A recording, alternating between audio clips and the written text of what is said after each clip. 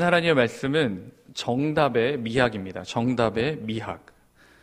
정답은 알겠는데 미학은 생소하지 않습니까? 예, 생소합니다.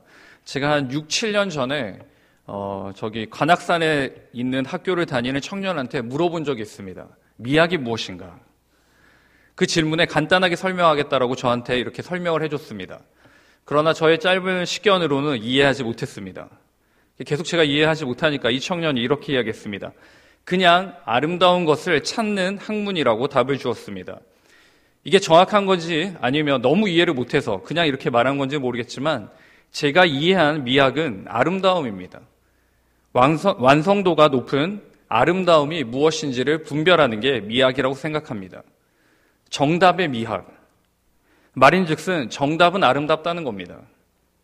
우리나라에서는 채점을 할 때 정답은 어떻게 합니까? 동그랗게 하죠. 틀렸을 때는 어떻게 하죠? 이렇게 사선을 이렇게 긋습니다. 그래서 오답이 가득한 시험지를 뭐가 온 것처럼 비유를 하죠? 네, 비가 왔다고 그러죠. 비가 오늘 장마다 뭐 이렇게 시험지를 보면서 그렇게 이야기를 합니다. 그렇게 말하는 이유가 있습니다. 왜 그렇습니까? 비 오는 날의 심적 상태와 비슷합니다. 비 올 때는 어떻게 합니까? 차분해집니다. 그리고 비 올 때는 어떻게 합니까? 약간 우울합니다. 그리고 비 올 때는 어떻게 합니까? 심오해집니다. 틀림 시험지를 보게 되면 어떻습니까? 차분하게 됩니다. 그리고 굉장히 심오하게 되고 반성을 하게 됩니다. 그래서 비가 왔다라고 이렇게 표현하는 것 같습니다. 반면에 동그라미가 가득한 시험지를 보면 왠지 모를 뿌듯함이 있습니다. 조금 과장해서 표현하자면 아름답기까지 합니다. 그래서 이 시험지를 여러 번 봅니다. 아름답기 때문에 계속 보죠. 그리고는 이 아름다움을 좀 사람들도 보라고 이렇게 옆으로 살짝 이렇게 내어놓습니다. 왜요? 아름다우니까요. 정답의 미학을 경험하기 위해서는 먼저 해야 될 일이 있습니다. 그것은 시험을 쳐야 됩니다. 시험이 있어야지만 이 정답의 미학, 이 아름다운 정답을 경험할 수 있는 것입니다. 시험이 없이는 그런 경험을 절대 우리가 이루어갈 수 없는 것입니다. 그런데 이런 시험이 그리스도인들에게도 동일하게 존재합니다. 우선 일반적인 시험과 그리스도인이 당하는 시험의 차이점은 무엇일까요? 우리 청년들이, 우리 아이들이, 또 우리가 쳤던 그 시험과 그리스도인들이 당하고 있는 시험의 차이점은 무엇일까요? 첫째는 선택의 차이입니다. 선택할 수 있느냐 없느냐의 차이입니다. 세상의 시험들, 입시시험, 입학시험, 중국어 능력시험, 영어 능력시험, 진급시험, 입사시험, 자격증시험, 이 시험들을 준비하면서 많은 청년들이, 그리고 많은 사람들이 괴로워합니다. 힘들어합니다. 그런데 이 시험들은 다 어떻게 했습니까? 내가 선택한 겁니다. 내가 자격증을 시험을 치겠다고 선택한 거고, 내가 영어 시험을 치겠다고 선택한 겁니다. 왜? 내가 필요하기에 조금 더 나은 미래를 위해 내가 시험을 치릅니다. 그런데 그리스도인이 접하게 되는 시험은 선택적인 부분이 아닙니다. 우리의 시험은 무엇인가? 필연적입니다. 피할 수 없다는 것입니다. 먼저 우리의 시험들은 어떻게 해서 이루어지게 되는가? 첫 번째는 죄로 인해서 시험이 있습니다. 야고보서 1장 13절에 보시면 이렇게 말씀합니다. 사람이 시험을 받을 때 내가 하나님께 시험을 받는다 하지 말지니 하나님은 악에게 시험을 받지도 아니하시고 친히 아무도 시험하지 아니하시느니라 라고 말씀하십니다. 우리의 시험은 어디부터 나옵니까? 죄로부터 임하게 되는 것입니다. 그런데 우리에게 있는 시험이 전부 다 우리의 죄악으로 인해서 이루어지는가? 또 그렇지도 않습니다. 이게 전부가 아닙니다. 전혀 다른 모습이 있습니다. 성경에서 극심한 고통을 당한 사람 누굽니까? 욥입니다. 욥기서를 보면 그가 죄로 인해 시험을 당하지 않습니다. 또한 우리 주님께서 당하신 시험이 죄로 인하지 않습니다. 이 시험은 우리가 선택할 수 없는 것이고 우리와 늘 함께할 수밖에 없습니다. 우리가 그리스도인이라면 우리 주님께서 받으셨던 그 시련과 고난과 시험이 동일하게 우리에게도 함께하는 것입니다. 그렇게 이 시험지를 받은 저와 여러분들은 어떻게 해야 되겠습니까? 정답을 적어야겠죠. 맞는 답을 적어야 됩니다. 이 시험에 꼭 맞는 답을 써야 하는 것이죠. 정답의 미학을 우리가 받아보고 즐거워하고 행복하기 위해서는 그 정답을 써야 하는 것입니다. 오늘 본문이 이 시험에 대한 정답을 우리에게 알려주고 있습니다. 첫째, 우리 정답은 무엇인가? 하나님의 말씀이 정답이라는 것입니다. 이 모든 시험들에 대한 정답은 우리의 경험과 힘과 지식으로 답을 찾을 수 없습니다. 그것들은 모두 오답입니다. 우리에게 주어진 이 그리스도인들에 있어서 시험 정답은 무엇인가? 하나님의 말씀입니다. 주님의 말씀으로 우리는 시험에 대해 정답을 기록할 수 있습니다. 그런데 오늘 본문에 우리가 집중해서 보아야 할 구절이 있습니다. 4장 6절 말씀인데요. 우리 4장 6절 말씀을 같이 한 목소리로 읽겠습니다. 4장 6절입니다. 시작. 이르되 네가 만일 하나님의 아들이어든 뛰어내리라. 기록되었을 때 그가 너를 위하여 그의 사자들을 명하시리니 그들이 손으로 너를 받들어 발이 돌에 부딪히지 않게 하리로다 하였느니라. 4장 6절 말씀에 보시면 시험하는 자가 시험을 주는 그 문구가 하나님의 말씀입니다.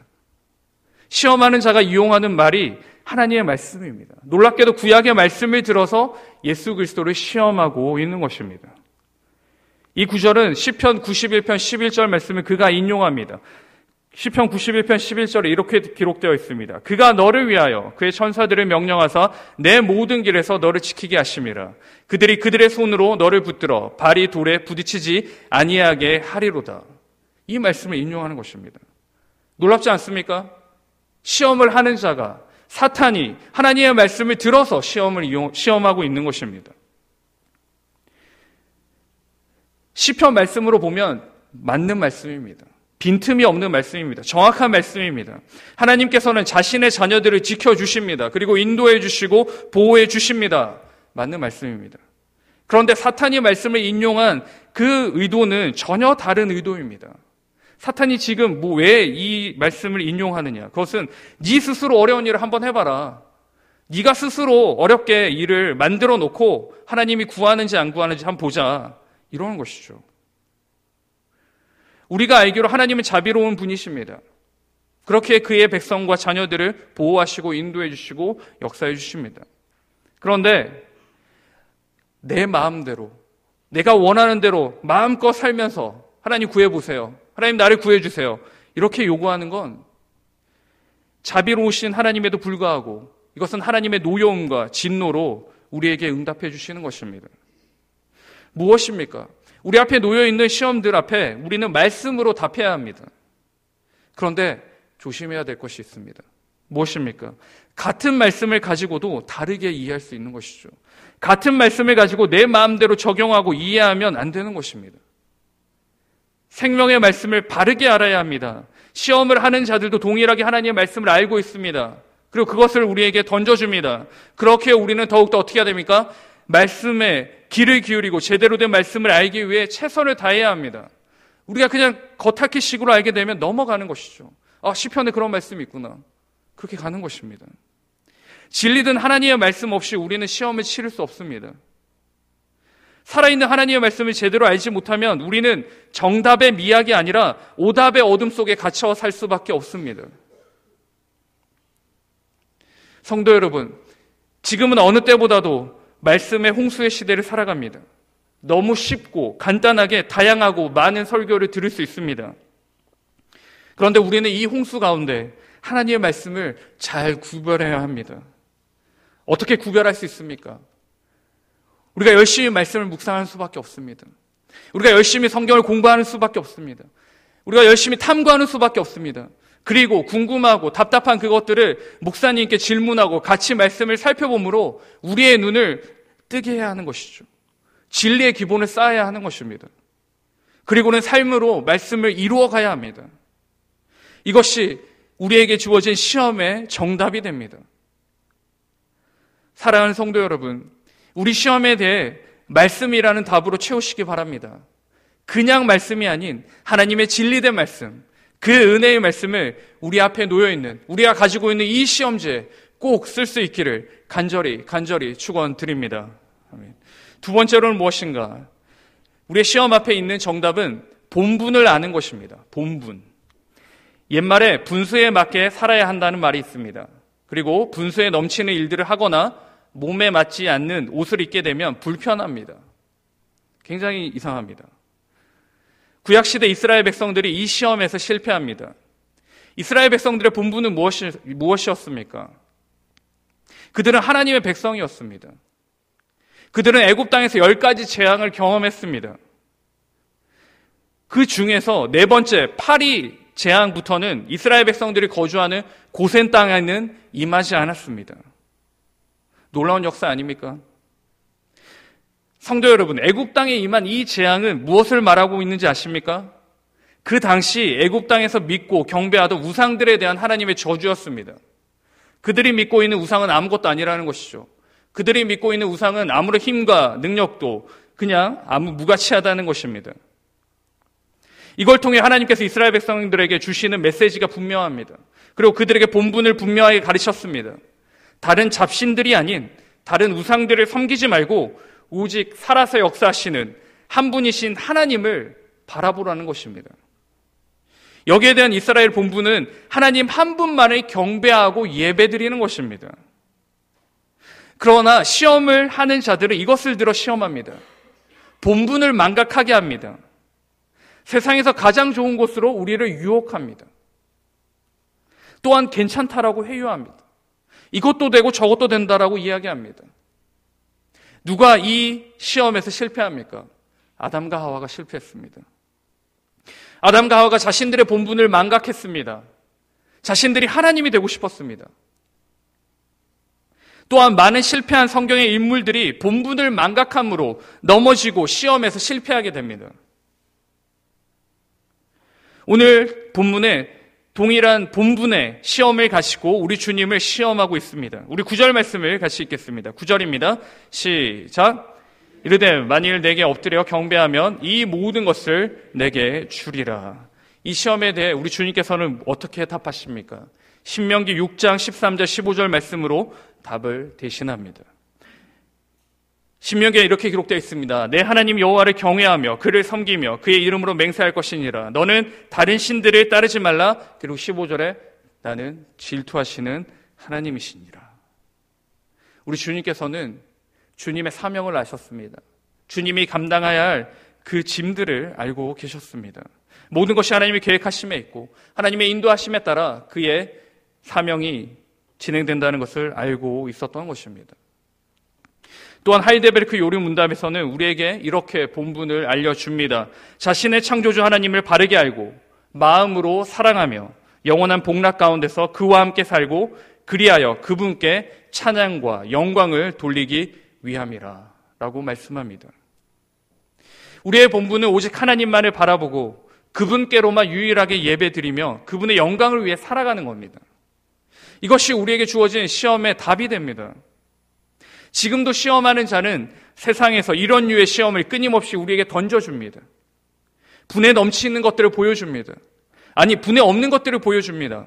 그리고 자신을 따르라고 합니다. 그리고 자신을 경배하라고 이야기합니다.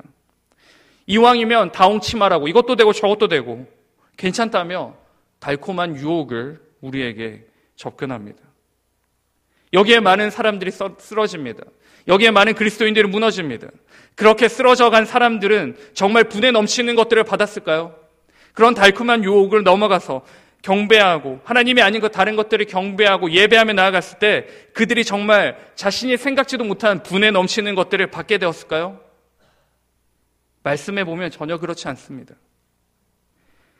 그들이 자신의 본분을 제대로 이해하지 못하고 자신이 얻게 되는 것은 유익이 아니라 신명기 6장 15절 말씀인 것처럼 멸절입니다. 멸절. 사랑하는 성도 여러분, 우리가 받아들인 이 시험지 앞에 우리의 본분을 알 수 있기를 바랍니다. 우리의 본분을 알 때 우리는 시험의 정답을 기록할 수 있습니다. 우리의 본분 무엇입니까? 오직 주님만이 우리의 하나님임을 선포하고 그분만을 바라보며 살아가는 것입니다. 그 답을 우리가 받고 있는 이 시험지에 기록할 수 있기를 바랍니다. 이 정답을 저와 여러분이 꼭 기록할 수 있기를 간절히 축원드립니다. 마지막으로 이 시험지에 대한, 우리가 받고 있는 이 시험지에 대한 정답은 기뻐하는 것입니다. 상대적입니다. 시험인데 어떻게 기뻐할 수 있습니까? 제가 지난주 우리 대학부 청년들이 시험을 준비하는 모습을 보았습니다. 밤을 새면서 굉장히 열심히 시험을 준비합니다. 그런데 제가 그들의 얼굴들을 자세히 보았습니다. 그런데 이들의 얼굴이 기뻤을까요? 기쁘지 않았을까요? 제가 생각하기로 기뻐 보이지는 않았습니다. 행복해 보이지는 않았습니다. 시험이 끝난 지체들은 굉장히 행복해 보였습니다. 기뻐 보였습니다. 그런데 어떻게 시험 앞에서 우리가 기뻐할 수 있습니까? 당연히 괴롭고 힘들고 아픕니다. 그런데 하나님께서 이 시험 앞에 기뻐해야 할 이유를 마땅히 설명해 주고 계십니다. 베드로전서 1장 6절에 이렇게 기록되어 있습니다. 그러므로 너희가 이제 여러 가지 시험을 인하여 잠깐 근심하게 되지 않을 수 없었으나 오히려 크게 기뻐하도다. 무슨 말씀입니까? 잠시 잠깐은 힘듭니다. 그리고 지금 바로 앞에는 괴롭습니다. 그런데 결국은 이것을 통해 하나님이 주시는 평강과 은혜를 맛볼 수 있다는 것입니다. 7절 말씀해 보시면 이 믿음의 시련이, 이 시험이 불로 연단하여도 없어질 금보다 더 귀하다라고 설명합니다. 그리고 예수 그리스도에 나타나실 때 우리가 칭찬과 하나님의 영광을 받게 된다라고 말씀합니다. 우리 앞에 여러 가지 시험들이 놓여 있습니까? 가정의 문제, 자녀들의 문제, 경제적인 문제, 우리의 믿음의 문제, 신앙의 문제, 이러한 문제들이 있습니다. 그런 시험지들로 가득 찹니다. 힘듭니다. 괴롭습니다. 우리의 의지적으로 기뻐하는 것도 한계가 있습니다. 또한 우리가 감당할 수 있는 무게가 아닙니다. 그러므로 우리의 힘으로 기뻐할 수 없습니다. 무엇으로 기뻐할 수 있습니까? 하나님 한 분만으로 우리는 기뻐할 수 있는 것입니다.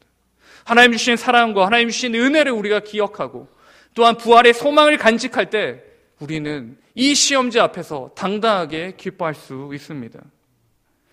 결국 우리 하나님께서 이 시험들을 통해 우리를 어떻게 하십니까? 더 연단하십니다. 더 단단하게 만들어 주실 것입니다. 또한 이 시험들을 통해 결국 우리는 하나님께 칭찬과 영광을 얻게 되고 돌려드릴 수 있는 것입니다. 사랑하는 성도 여러분, 여러분 앞에 시험지들이 너무나도 많습니까? 주님의 사랑과 주님의 은혜로 기뻐할 수 있기를 바랍니다. 우리에게 주신 이 시험과 연단과 어려움들이 분명 우리를 단단하게 할 것이고 우리의 신앙을 조금 더 강하게 만들 것이고 그러므로 우리를 이 시험들을 통하여 하나님께 영광 돌릴 수 있다는 것을 분명하게 기억할 수 있기를 간절히 축원드립니다. 사랑하는 성도 여러분, 우리에게 있어서 시험은 피할 수 없는 과제입니다. 피할 수 없다면 우리는 이 시험을 잘 치러야 합니다. 우리 시험에 대한 정답, 바른 하나님의 말씀을 우리가 최선을 다해서 탐구할 수 있기를 바랍니다. 그리고 우리의 본분, 우리가 왜 이 땅에 살아가고 하나님께서는 왜 우리에게 생명을 주셨고 우리를 왜 구원하셨느니라는 그 본분을 제대로 알아서 우리가 답을 기록할 수 있기를 바랍니다. 그리고 마지막으로 우리 앞에 놓여져 있는 이 시험 앞에 기쁨이라는 답으로 그 정답을 채울 수 있기를 바랍니다. 우리는 오답이 주는 흑암과 두려움이 아닌 하나님이 주시는 사랑의 미학, 축복의 미학, 은혜의 미학을 발견하게 될 것입니다. 바라옵기는 이번 한 주도 우리의 시험에 이 정답들을 가득 채울 수 있기를 간절히 바랍니다. 그러므로 이번 한 주간도 이 정답으로 인해서 얻게 되는 그 미학을, 그 아름다움을 우리의 삶 가운데 온전히 누리며 붙들며 살아가시는 복된 한 주가 되시기를 간절히 축원드립니다. 아멘. 우리 말씀을 기억하시고 같이 한 목소리로 기도하기